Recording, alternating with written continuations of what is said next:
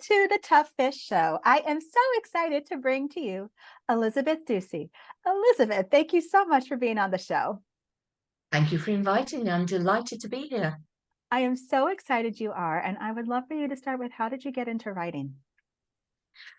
Okay, well, taking you way, way back, when I was 14, I won a competition in a newspaper for writing short stories and poetry and various other bits and pieces. I have to say, my father carried the poem around in his wallet for years, and I was so embarrassed when I found out because it was dreadful.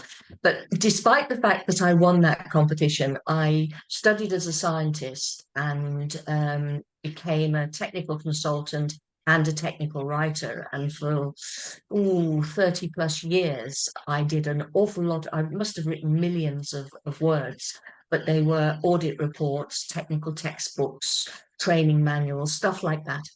And I did a lot of international travel. And people kept saying to me, you really should write some of these experiences down because we'd sit at a dinner party and I'd sort of say, oh yes, when I was in Serbia, this happened, or when I was in Russia, that happened. And I always say, yeah, one of these days. And then I had a bit of a health scare and I realized that, one of these days wasn't right on the horizon and that maybe I should get on with it.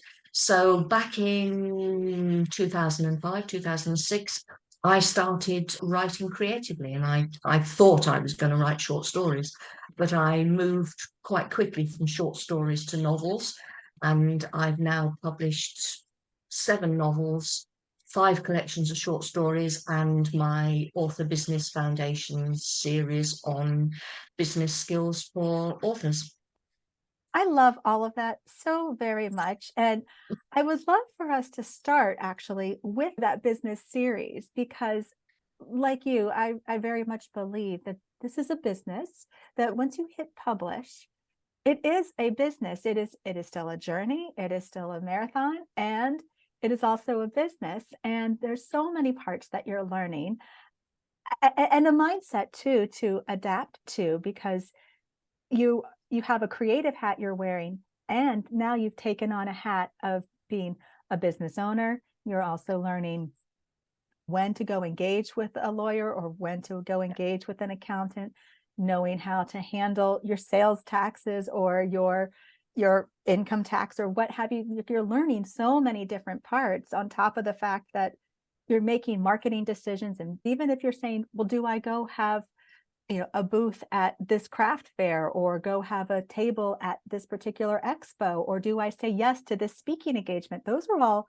business decisions as Business, well as yeah. just following a passion or a desire to get your book out. They're really coming back to business decisions. So would you please talk a bit about how this business series developed? Because I'm so excited about it. Well, actually, it started off as a seminar. I go most years in August to a writers' summer school here in the UK called Swanwick Writers' Summer School. And I've been going since about 2007, 2009, I think it's something like that. And the talking to other writers, I realized that whereas I, with a scientific background, absolutely love spreadsheets. Give me a spreadsheet and I'd be happy for hours. And I could, sums, anything like that. That's great. Most of the other writers I was talking to were saying, "Oh no, don't bother me with that."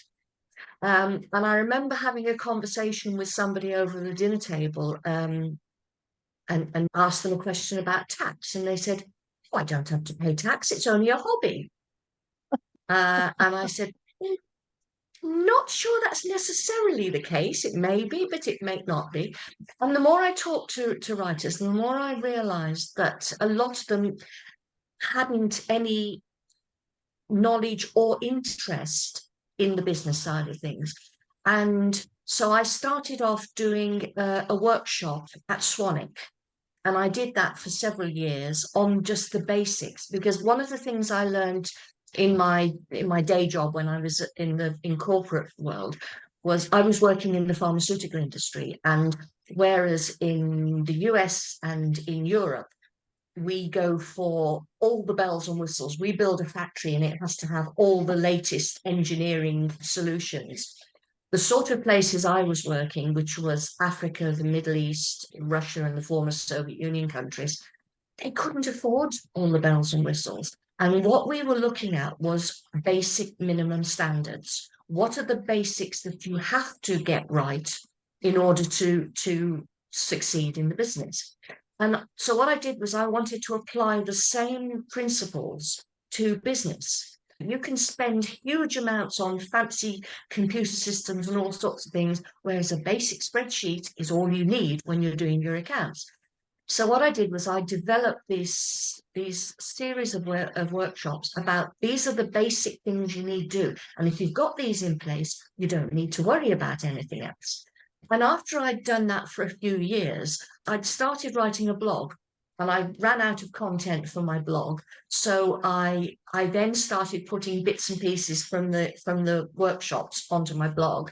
And when I finished that, I thought, this looks to me like the makings of a book. So I put together 3 short ebooks, one on setting up a business, one on all the finance side, and then one on effectiveness. So things like time management, project management, all the sort of things that you, with your background in, will recognize as well. So I had those 3 and they were ebooks. And then I thought, okay, and each one of them was too small to do anything other than put them out as an ebook. They wouldn't have worked as in paper. So then I put the 3 of them together. And that's when I got the business of writing parts 1, 2, and 3.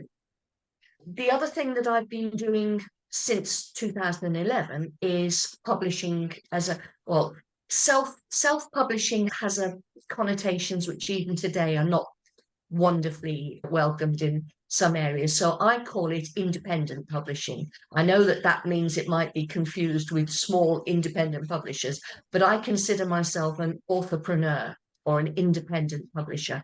And I've done that since 2011. And I've sort of grown up with the industry because back in 2011, there wasn't a lot. We got KDP, but we were just starting to learn how to do stuff. And as I did more and more, I found that there were authors who were coming to me and saying, can you help me get myself started? So that's when I put all the stuff I'd done on indie publishing into book 4. I love and this.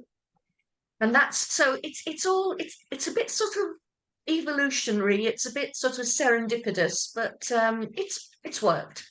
I love what you're saying because so my background in corporate, I did a lot of communications and a lot Mhm. of public relations and employee engagement. To your point about spreadsheets, actually, that is how I built my income statement for my business now. So I have, it feels a little elaborate. It might not really be, but I have various tabs that really manage different aspects. So I know how to communicate with my tax person. And every time she's like, you have a really great system. And now, to be fair, though, I also have a master's in business. So at least some of the language was not unfamiliar to me, but I don't talk in the same language as the accountant, but I do understand what she tells me when I Yes. say I'm looking to do this. I know when she says, well, Jen, that's depreciation. I know what that means and I know how to understand it, but I don't talk about it in the same way. My spreadsheet does work for me being able to communicate what is going on, and I can tell you exactly where things are. I know what needs to happen. I can see pipeline. And so as I'm listening to you, it's so nice to hear you to say just simply starting off with that spreadsheet or something that helps you to itemize what you're seeing. And even if the idea of a spreadsheet feels like, yeah, but that even feels daunting, maybe there's somebody in your world who is more comfortable with that. Maybe they do like numbers and they could help you build something that does feel like you can handle it, or you would feel comfortable saying, hey, if I give you this information every week or every month, would you help me and show me and teach me? Because it is your business that you're running, so you can make better decisions. So first off, I love the fact that you said the spreadsheet and starting simple. Next, I love the fact that you saw the growth that was happening and went with it. So you followed the breadcrumbs. So Mm. when you were putting together the book itself, you've taken all the information from the courses you've taught, the blogs and so forth. How did you know when that book was ready to release? Because probably once you got into it, you started to see other things that you could add. So did you Mm. go teach some of those new pieces and then bring it back to the book? Or did you put them into the book and then go out and teach further, to kind of weave the business pieces in and out? I think it's a bit of both, because with both the business ones and the publishing ones, this is the second edition second or third edition, I think, with the parts 1 and 2, 1, 2, 3. So yes, I would be updating it. And the other thing that I did with the latest version of both of them was I internationalized them, or I brought you guys in as well, because they were first done as workshops in a UK summer school. They Sure. were very much UK focused. And as I know from my fiction, the US market's a much bigger one than the UK one. So when I brought out the later editions, I've put for each section. So, for example, if we're looking at the pros and cons of self-employment versus limited company here in the UK, I then would do a section on a sole trader versus the equivalent of a limited company that you have in the States. So I've put in both a UK and a US element to it. I love that so very much, because what I also hear you saying is sometimes when you're writing a piece, it is where you need it to be at that moment. And as you continue to grow and it is in line with where you're going, another edition is another way to continue that growth and use that book as a vehicle to continue with that too, because it's a living, breathing piece, like a contract, if you will, versus saying, well, it's one and done and it's set in stone where it is. It doesn't have Yeah. to be. No. What kind of tips would you offer a listener who is listening to this and recognizing, wow, I am running a business and that feels kind of exciting and a little scary. Where would you Yes. suggest I start to start embracing that role? Because it's not something that you can get your arms around in one complete setting. It's something that kind of grows with you as you learn more. So where would you suggest they start? And I would agree with you absolutely that, I mean, for so many creative people, and not just in the writing world, but for creatives altogether, commerce, money, it's all something they don't want to be involved in. But, creativity doesn't pay the mortgage. And I always go back to that question when people say, oh, well, yes, but I'm not doing it for the money. I'm doing it for the love or whatever. And I say, okay, how much love does your mortgage broker accept? So going back to your question, it has to start with a business plan.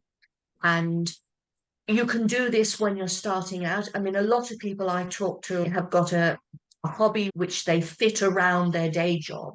I mean, we all started out like that. I was writing my first short stories in airport lounges coming back from Russia or whatever. So a lot of them are sort of at the process of trying to turn it into a job. But then other people have sort of been doing it for quite a long time, but have sort of meandered a bit. If you have a business plan, you look at what you produce, and it is production, it is a product. And I know that again is another thing that a lot of creatives don't like to hear, but it is a product. What do you produce, whether it's a product, a physical product or a service? What other things could I produce, would provide income streams? Who are my customers? And I know we're supposed the the sort of accepted wisdom is that you have to identify what your customers want. Therefore, you start with your customers and then find out what they need and then give it to them. To a certain extent, I have to say that as a creative, you know what you're creating, and you do in a way look for an audience. So it's a bit chicken and egg. So what can I produce? Who are my customers? Where will I find my customers? And then a basic look at the finance. Because if somebody's at the position, if somebody wants to give up a day job, they've either got to have incredible success from day one and huge amounts of money coming in. And I guess unless your name is Rowling or Patterson or King, that's not going to happen. So there needs to be an alternative source of income, whether it's a supportive partner, and many of us work on that basis, or savings that have been accumulated in advance. So there has to be an element of how much money do I need to get through the year? How much money have I got at the moment? The difference between the two is how much I have to earn. If I can't earn that with my books, how else am I going to earn that money? There are there's a whole set of simple questions you work through. And it doesn't, business plans, if you look at templates on the internet, they can be hugely complex, but they can be very simple. And the one I do is sort of 3 or 4 pages with boxes with question, and you just write your answers in. But planning I think is the starting point. I love that so, so very much, because you're right that I can't tell you how many times I've been at a book signing and someone who's come over and said, I'm working on a book too. I'm like, that's so amazing. And then they're like, yeah, but the writing side, it seems is fun. This business side or this marketing side or whatever, that's the scary part. I'm like, no, it's actually kind of fun, but it's fun when you decide to look at it that way too. There is a point of view that says, okay, this isn't my wheelhouse. So, I'm not necessarily going to be interested in it. And the way I look at it is saying, is everything that I do to run my business in my wheelhouse? No, there is a reason that I specifically work with somebody for tax and accounting pieces. And I talk with her all the time. She'll get a little random note from me going, I just did X in my business, and this is how I think it needs to lay out on my income statement, or this is how I think I'm going to facilitate it because I see something and I was trying to figure out what that might need to be. And then she'll tell me, yes, you're on the right track, or add this or do this. Yes, I know the questions to ask because of my background, but in the same breath, I'm going to the expert who really knows to shorten my window to help me get an answer quickly and to be able to move on, because it's not necessarily my wheelhouse. I want to do a good job with it. I want to give her material that she's like, great job, Jen. This does give me what I need, versus going, oh, Jen, this is a mess. We need to fix this and actually figure it out. So I do my best to give her a good product, but I also recognize she's got the expertise. She's familiar with all the current laws and such that I don't, and that's okay. What I do well is where I need to focus that effort and energy, but I look forward to working with her. I look at it like I have somebody on my team who's excited to be there and supportive. So that's another perspective of embracing that business hat, is looking at it as you're excited about where this can take you. And when you shift in that way, that business plan feels exciting to work on versus scary, because it's like, what are the possibilities? Then what do I need to make that happen? Do I need to go make sure I'm working with a tax person? Do I need to hire a business coach to kind of help me a little more? Do I need a lawyer to look over an agreement that I might have to do a speaking engagement? Because you're embracing all of those parts. So that's what I really hear what you're suggesting is what that business plan can help that author do. Oh, Yeah, completely. love that. So let's switch hats. Talk to me about your cozy mysteries. I love that you kind of go from like a technical and then another technical, for so to speak, because this business book for authors, it's still form of a technical, it's nonfiction. Yes, it is. And now we're switching lanes to fiction. I love it. And you have a new book coming out. So talk to me about this. Okay, well, I got to cozy crime by another circuitous route because having done all that overseas travel, all the stuff I wrote tended to be based in different parts of the world. And I wrote a standalone based in Russia. Then I wrote a series of thrillers based in Africa, Latin America, and then back in Russia. And after I'd done all of that, I wanted well, I was planning to do a really complex time slip thing set in Russia and all over the. Anyway, I got halfway through planning it and thought, I'm bored. And if I'm bored, my readers are going to be bored. So I thought, I want to do something fun.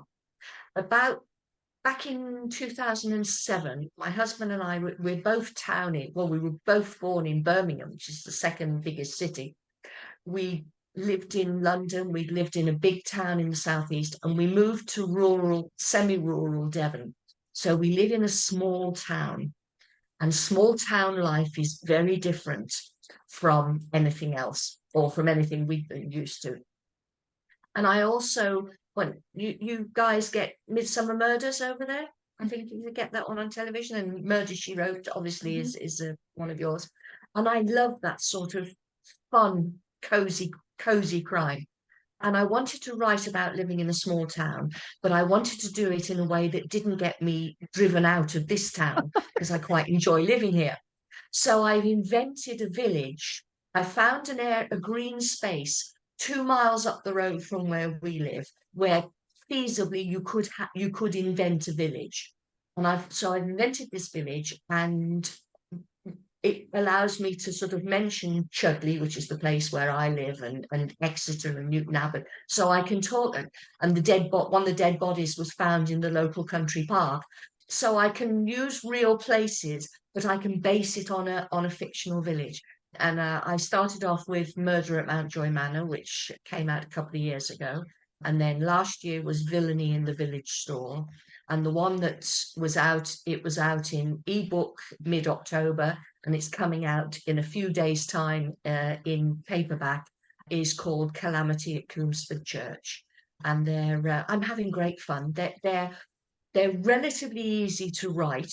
I do all my first drafts in November during NaNoWriMo, and then I spend quite a few months obviously editing them and rewriting them, send them to my beta readers when I think they are 90% there, get the feedback back and realize they're only 65% of the way there and I have to rewrite them. But I'm having great fun, and I'm gradually building up a set of characters that come back in each book. I also write short stories which I send to my readers each month for their readers letter, and they're based in Coomsford. They're not necessarily crime stories, but they're based in the same place. And then in my novels come out in October, November. So in April, I bring out a book of short stories based on 12 months in the village. So I'm having a great time. I love that so much, because what I hear that you've created is, this village that has been created. It is showing through there's three different stories, plus the smaller stories that are also going on, that you're showing that the characters have their own world that's going on around them, and that things are happening. So each book sounds like a thing is happening, and they might have come through that, and then, oh wait, something else has happened, and oh wait, something else has happened. And I love how you have built that in such a way that it's all centered around this one little space, but then Mm. it sounds like what's great about that is that you are getting more creativity. You get more ideas about what can happen because you are growing your writing, you are growing your characters with that space. And then maybe another character who's come along is saying, hey, did you just see what happened over there? Did you know that there is some other stuff that's going on? Maybe you need to write about that too, because you know what? I saw it. And if you didn't see it, maybe we need to go research and go investigate it because it's a mystery. So it's almost like your characters might rat themselves out and tell you something like, well, let me tell you what's going on. And you're like, well, I did not hear that from this character over here. And you're like, Well, no wonder, because I am the one who knows about this. So I can Yeah. hear you Well, them talking to you.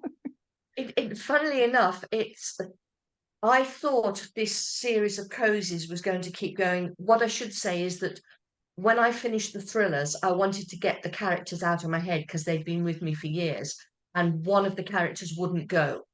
So I took her and her family and retired her to Devon, and they now run the local pub, so they've turned from being sort of professional investigators to amateur sleuths.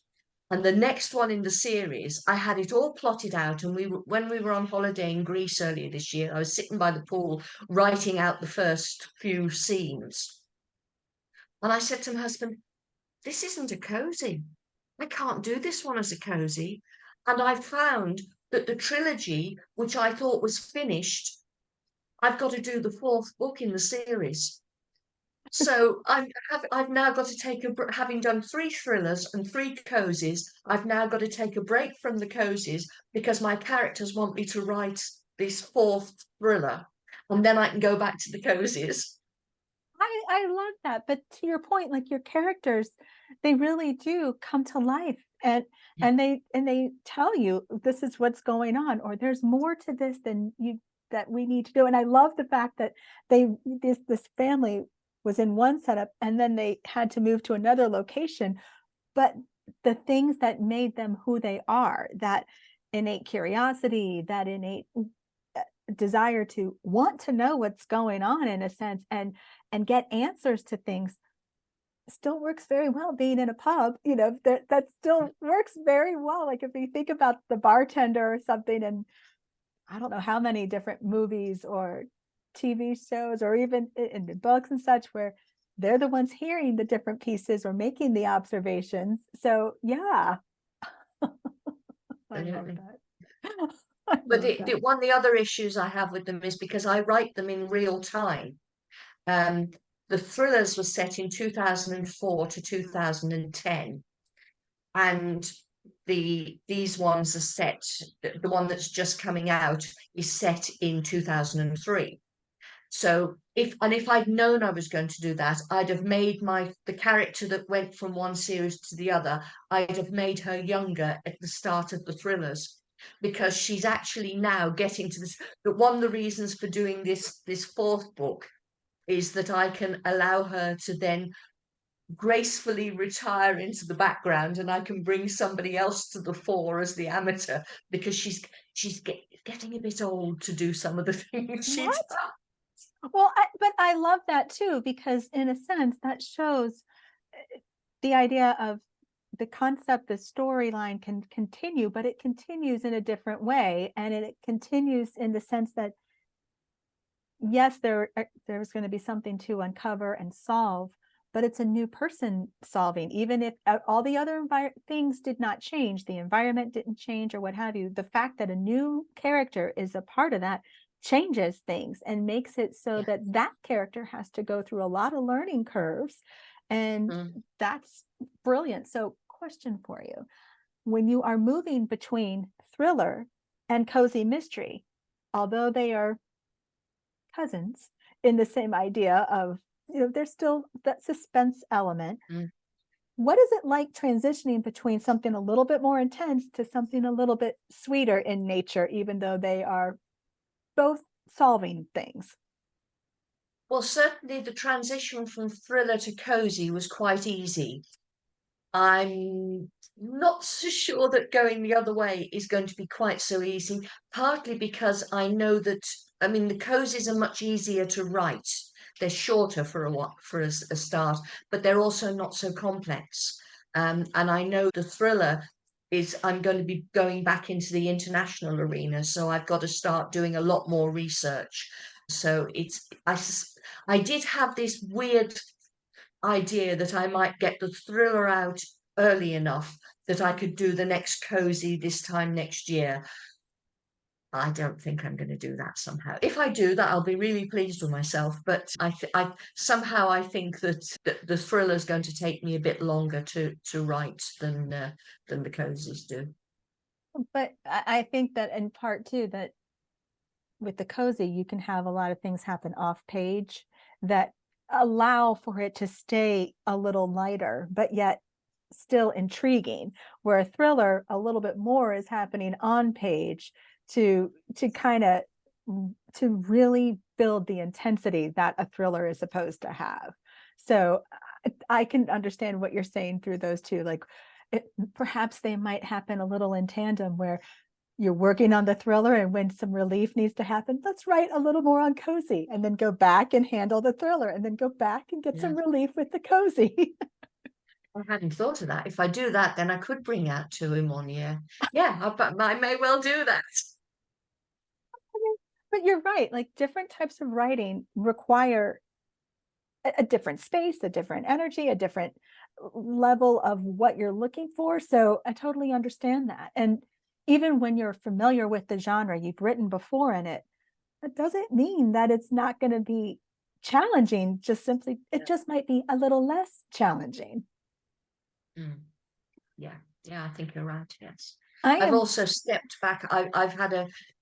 I'm one of these people that volunteers for all sorts of things, and I got to the stage where my volunteering workload was huge. And over this last year, I've stepped back from it. So I'm actually going to have more time to write next year. So we'll see. I love that. I love that so much. So, Elizabeth, this has been awesome. I love that we were moving through both the business side and the creative side all in one setting, because that's also what a writer is doing. They're moving through both of those sides, sometimes in the same day, multiple, like in and out. They might have to deal with something business wise to be able to go back and honor that space that they said they wanted to write, but then come back out of that and handle more business related things. So I love how this conversation really honored that space of an authorpreneur. Elizabeth, where can people connect with you? Where can they get your books? Where can they be a part of your world?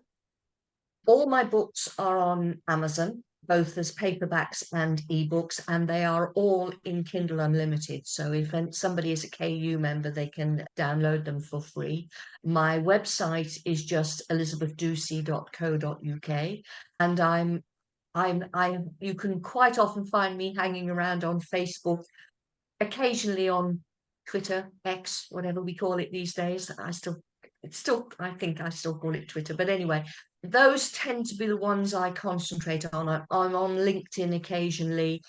I've got Instagram and TikTok accounts, but they're not very active, to be honest. When I did the book launch in a box course with Women in Publishing, we defined our target audience, our target reader, and I was absolutely delighted when I realized that my target reader spent most of their time hanging around on Facebook and never went near Instagram, because that meant I didn't have to either. But you can always find me. I'm on all of them, so people can find me that way if they want to. But Facebook is definitely the place where you hang out the most. So it would be a faster Absolutely. connection in that way. Yes. Yeah, absolutely. Awesome. Elizabeth, thank you so much for being on the show. This has been fabulous. I've really enjoyed it. Thank you very much indeed.